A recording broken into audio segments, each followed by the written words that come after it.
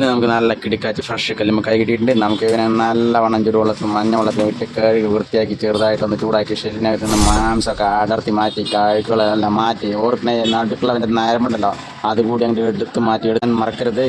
അതിനകത്ത് അഴുക്കളെല്ലാം നല്ല മാറ്റി നല്ല രീതിയിൽ മസാല എല്ലാം ചേർത്ത് മുളക് പൊടിയും മല്ലിപ്പൊടിയും മഞ്ഞപ്പൊടിയും ഉപ്പൊക്കെ ചേർത്ത് മുമ്പ് പറയുമ്പോൾ തന്നെ നാവിലൊക്കെ വെള്ളം ഒരു കാപ്പൽ ഓടിച്ച് അമ്പു കുറഞ്ഞിട്ട് ഇവനെ അങ്ങ് ഫ്രൈ പാൻ നല്ല ആട്ടിയ ഫ്രഷ് വെളിച്ചെണ്ണയിൽ ഇട്ട് ഫ്രൈ ചെയ്യാനെടുക്കുക. എന്നിട്ട് നമുക്ക് അടുത്ത പാനിൽ ഇതിനുള്ള മസാല ഉണ്ടാക്കിയ ഉള്ളി ഇഞ്ചിയും വെളുത്തുള്ളി ഇടിച്ച് ചാമ്പയാക്കി ഇതിലിട്ട് വയറ്റി കുറച്ച് തക്കാളിയും ഇട്ട് മല്ലിപ്പൊടി നല്ല ഫ്രഷ് കുരുമുളകും ചേർത്ത് നല്ല കിണ്ണം കാച്ചി മസാല റെഡിയാക്കി ആയി കഴിഞ്ഞില്ല മറ്റാനുണ്ടല്ലോ എടുത്ത് ഇതിലോട്ട് ചേർത്ത് നല്ലവണ്ണം ഇളക്കി അടിപൊളി മണം അങ്ങോട്ട് വരുമ്പോഴുണ്ടാകും ചൂടോടെ ഫ്രഷ് പൊറോട്ടയും ചേർത്ത് ഇവനെ നന്നായിട്ടൊന്ന് സേവിക്കുക.